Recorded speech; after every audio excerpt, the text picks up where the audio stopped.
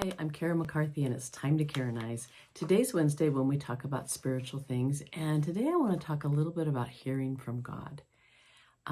Hearing from God can be kind of a wispy kind of thing for a lot of us, and we're not quite sure when we're hearing from Him or how we're going to hear from Him.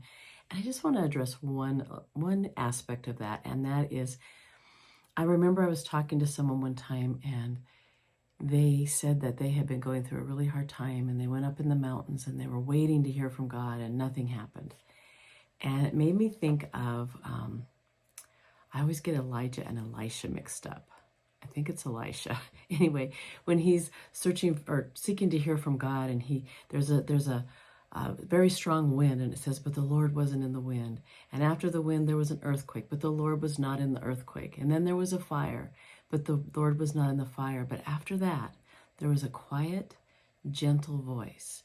And a lot of times, that's how we hear from God, is this a whisper, and we have to be quiet and still to hear that. And long ago, a friend of mine told me her favorite Bible verse, and it's kind of become my life theme, and it's Psalm 46:10, the first part that says, "Be still and know that I am God."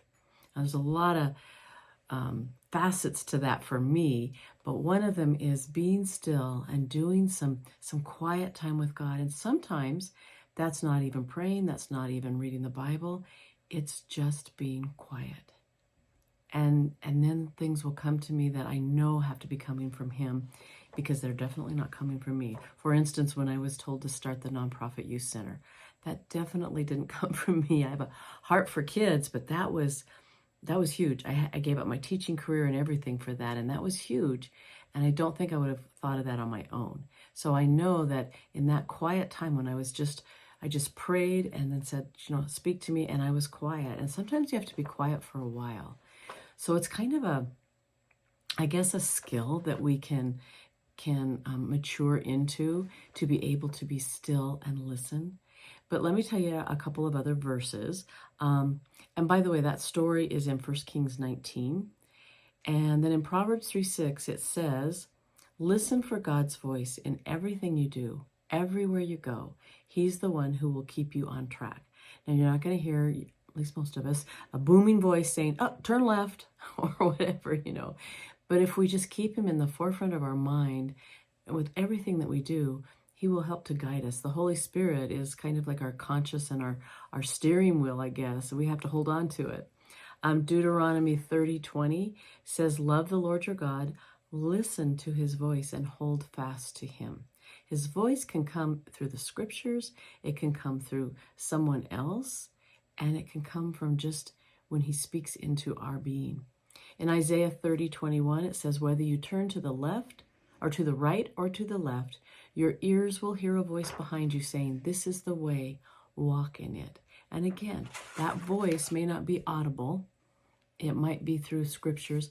I love to stop and pray before I read scriptures and say, just show me anything that you have. And it's amazing. Have you ever found that you'll read a verse that you've read a gazillion times before, and on that particular day, something pops, or a new facet of meaning for that verse will pop into your head.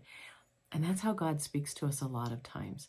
So I just want to encourage you, take some time to be still. It can be while you're in the shower or the tub, if that's the only time they have that's really still. As you lay down to go to sleep, just speak to Him and then say, speak to me, God. Speak to me now before I go to sleep. Speak to me in my dreams. And just be patient. Sometimes it will come, and sometimes it takes a while, but it's always worth the wait. So blessings on you, and I will talk to you next time.